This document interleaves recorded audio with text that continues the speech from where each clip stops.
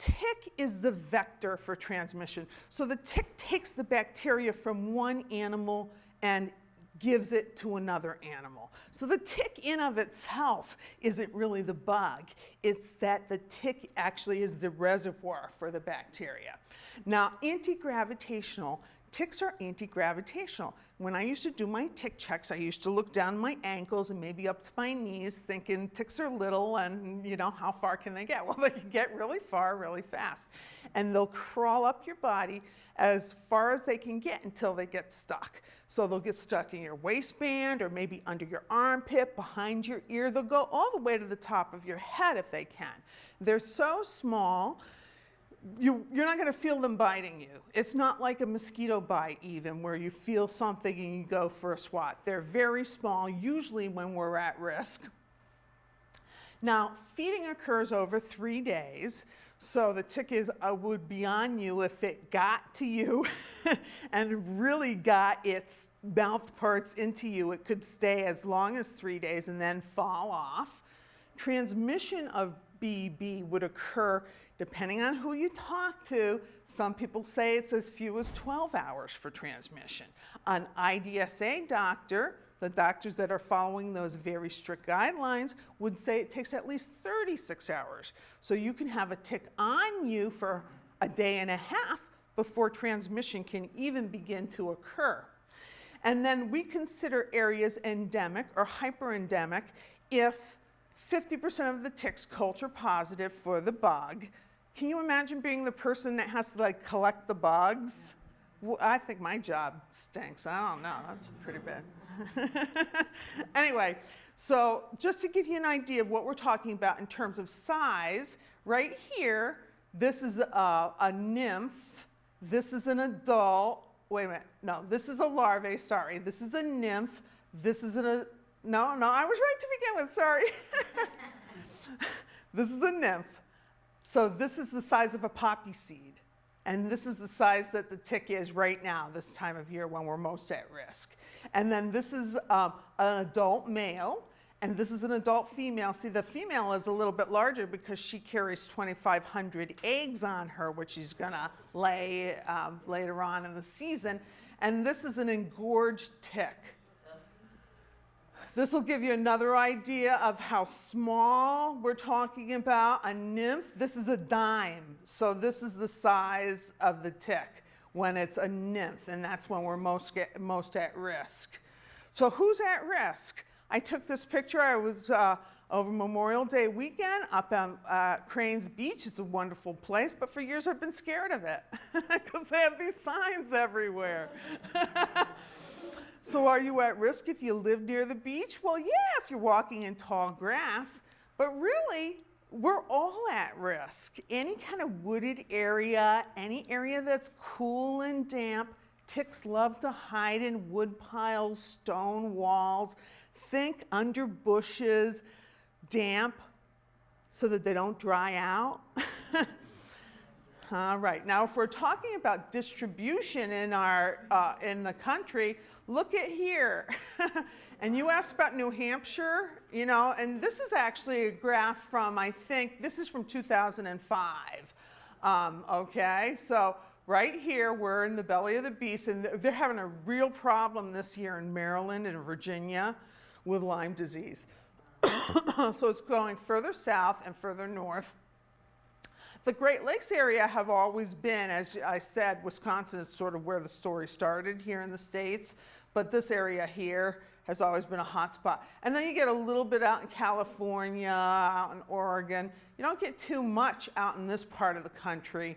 I've got another map here. This is a newer map. It's kind of harder to see though, but the dark green areas are the areas where the most reported cases are. So you can see we're right here in the middle of things.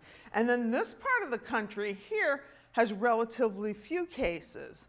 So why is it that there are relatively few cases? Well, out here, there's a lizard that the tick feeds on rather than the mouse or the chipmunk. And the lizard actually has something in its system that inactivates and kills the BB. And there's actually research being done now because researchers are thinking they can get a chemical from the lizard that may be helpful in providing a vaccine. More on that in the years to come. All right, so how did all of this happen? Well, we haven't been taking really good care of our environment in quite a few ways. So first of all, we've moved into wildlife areas. So areas where deer, mice, chipmunks used to live, we're living with them. I said to my husband a couple of weeks ago, remember when seeing a chipmunk was an event? I mean, I remember, like, it was a big deal to see a chipmunk or a deer. Now you see them everywhere. Now we don't see the white-footed mouse because it's out at night, but it's all around us. So suburbanization, while bringing people, wildlife, and ticks together, and then an increase in the deer population over the past 100 years. And boy, you want to get the hunters going, start talking to them about this. You know, the white-tailed deer was almost extinct at the beginning of the century, of the 20th century rather, and now we're overrun with them. Part of what the Department of Public Health and CDC are looking at is trying to cull these herds and get them to a reasonable size. So that's part of what we're trying to do in terms of prevention and protection. An increase in outdoor recreational activities. We're all told to just go out there and do it, you know? Go out there, be outside. So we're outside a lot more than we used to be. And then dispersal of juvenile ticks by migratory birds. Now the birds, the small larvae will feed on birds, but they don't necessarily get the bug. The bird doesn't get the bug the way the mouse does, so that an infection can continue to go. But the bird flies, and flies a long way, and takes the tick from one area of the country to another area of the country. Thus, we're seeing a spreading of this disease that used to be fairly localized.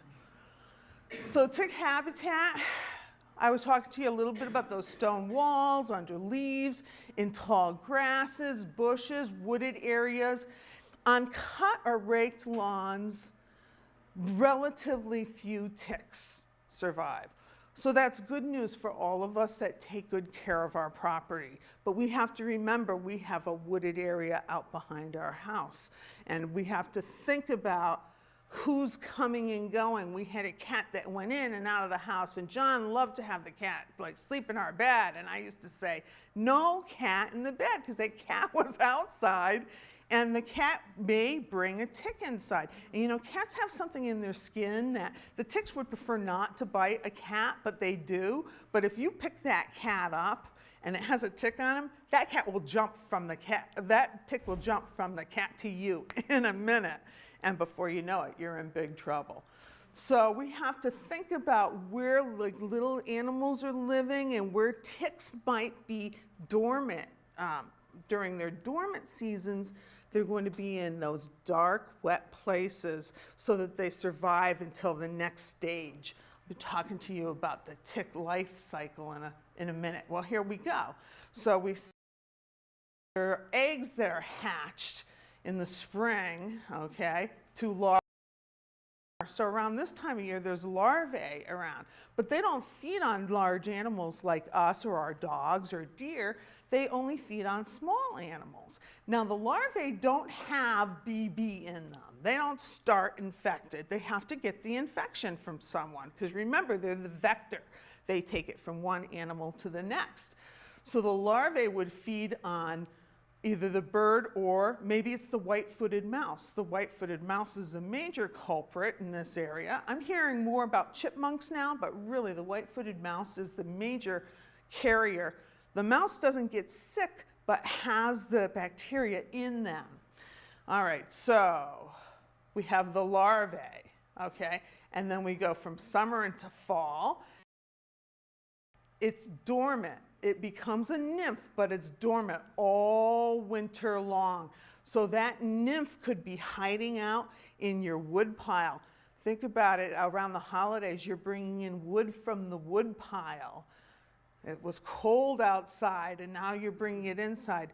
These dormant nymphs can actually become active anytime the temperature goes above 38 degrees. So it's not unusual for a Lyme doctor to say, Lyme disease can happen any time of the year. You know, it just depends on what you're doing, what you're bringing in from outside. So, but normally if this dormant nymph is outdoors, in the spring, late spring into summer, it's going to emerge. So it's right this time of year, and you can see our dogs, us, and it still will feed on small rodents too, but it will feed on us too.